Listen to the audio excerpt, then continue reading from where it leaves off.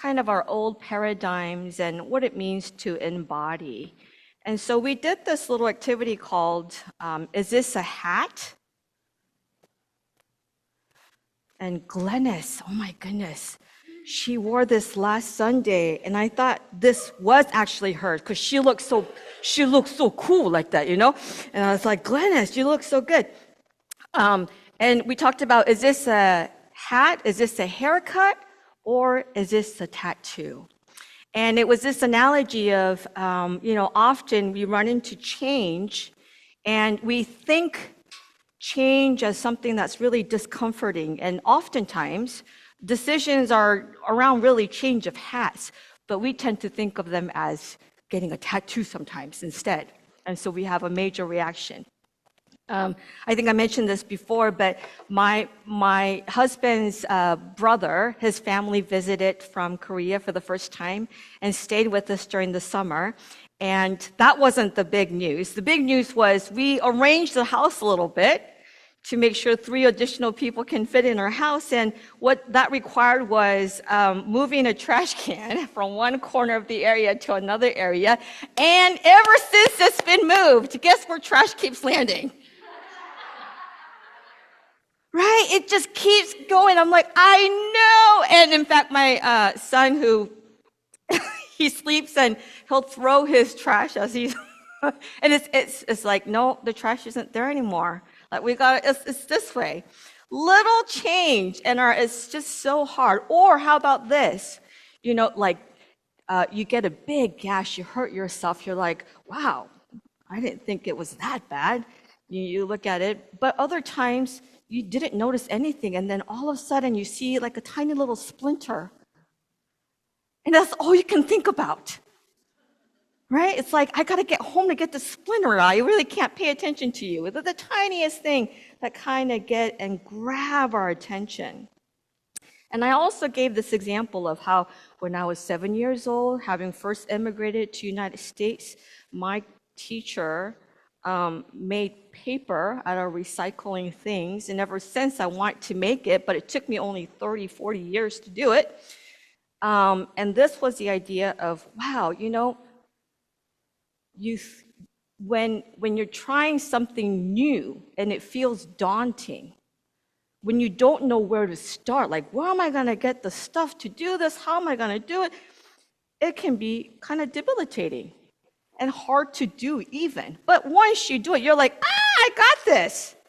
Now I know how to do it. But it's just always that first step that's really, really hard.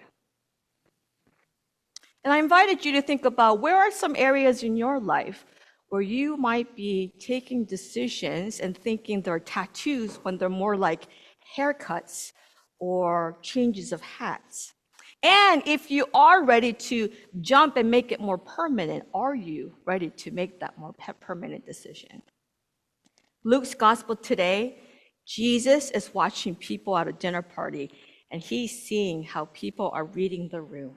Do you know how to read rooms, friends? Who's a good reader? Elizabeth, yeah, she's a good reader. Kari, good room leader. There's a Korean term for this as well. We call it nunchi. Nunchi has come up on New York Times, nunchi.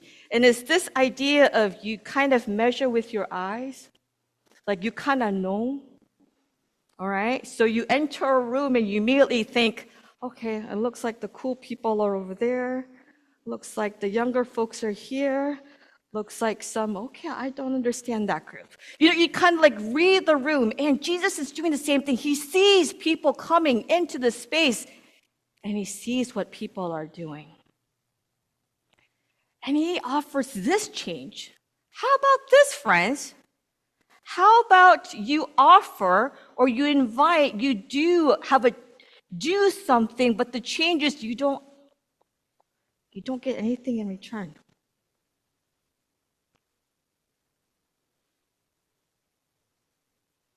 Our relationships are so commodified and transactional sometimes. It's counterintuitive for us to think, why would I invest in something that I know is not going to give anything back?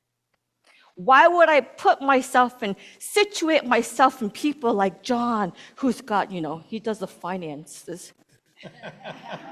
Or why don't I keep myself, hand in hand with board of trustees here, right here, right?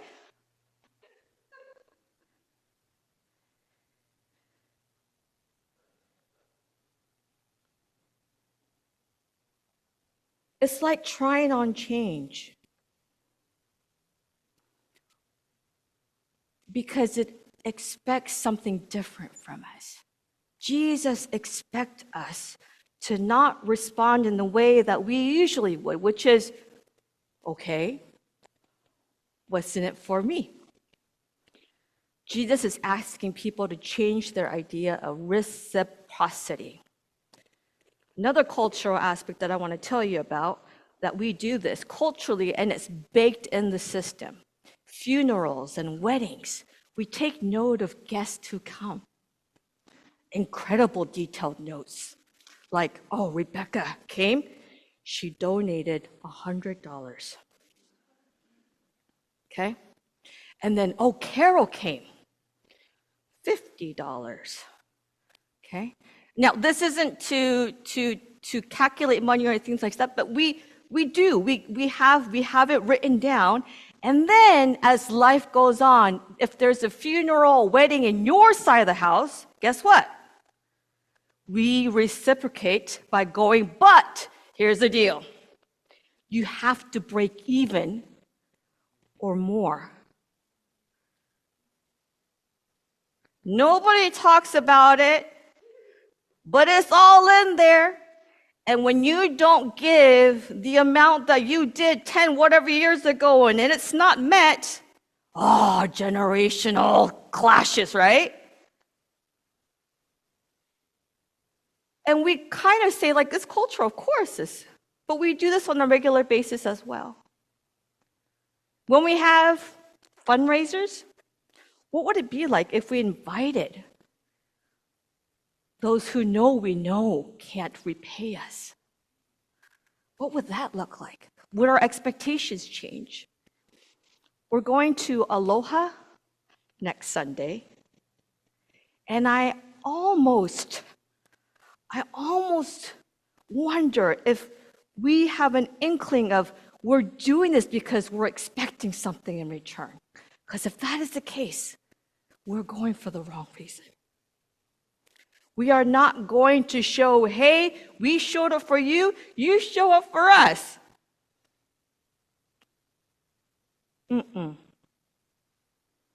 But how do we decide what is worth our time? How do we decide that Sunday at that time is deserving of my attention and time and service?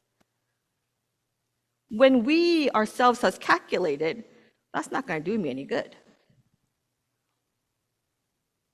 So here's a question I'd like to turn it over to you all. And you may take this time to converse or meditate, but chew on it. You've read the Braiding Sweetgrass, and I know that you remember this quote. Action on behalf of life transforms, because the relationship between self and the world is reciprocal. It is not a question of first getting enlightened or being saved and then acting. As we work to heal the earth heals us. I don't believe Jesus is saying, wait until you get everything sorted out. Wait until you understand that change has to do with you don't expect anything in return and then go for it. No. Jesus is inviting us to live into it. Live into the right moment. Go visit Aloha and don't expect anything in return. Do come and make yourself available. And if not for yourself, make yourself present for others who need communion with you. So, would you all like to, or not, maybe not, but would you like to take a conversation? Sure, okay.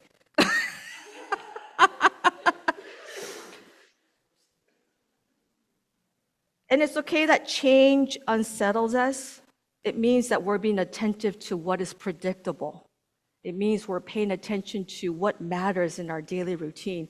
But as so, let's ask ourselves, How often are relationships super transactional?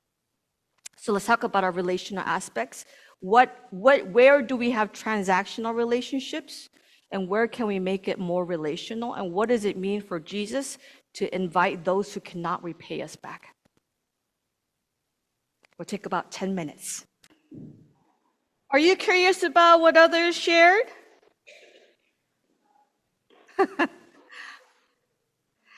Let me plug this in since I have the mic. We are not gathering here for service next Sunday. We want you, Marvin, to walk to Aloha, come to Aloha. And this was last minute, but I want to plug it in here for you.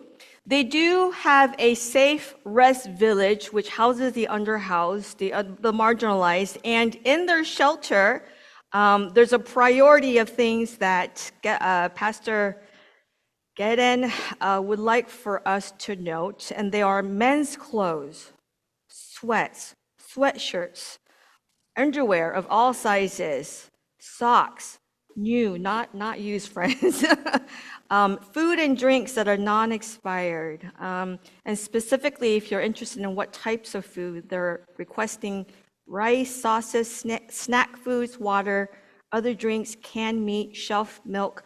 We'll add this in the Staying Connected, so you have the list before ahead of time. And what we're going to do is we're showing up. We're coming along and saying, it's a crude world right now. And from everywhere where things are being diverted, we want to put resources here where we know it will be used well. I hope that will be a meaningful time for us. And you have discovered that transactional relationships are not that great. And we long for relationships that covers, that sees us for who we are, and doesn't bend, distort that image. And I hope the church also doesn't become a transactional place for you.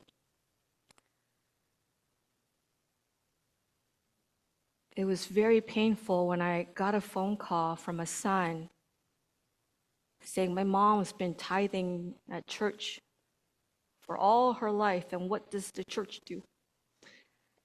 And there was hurt there, you know? And I also want to say, I'm sorry it worked that way. We are wanting to create relationships that go beyond. And so I hope we can co-create that here. May it be so.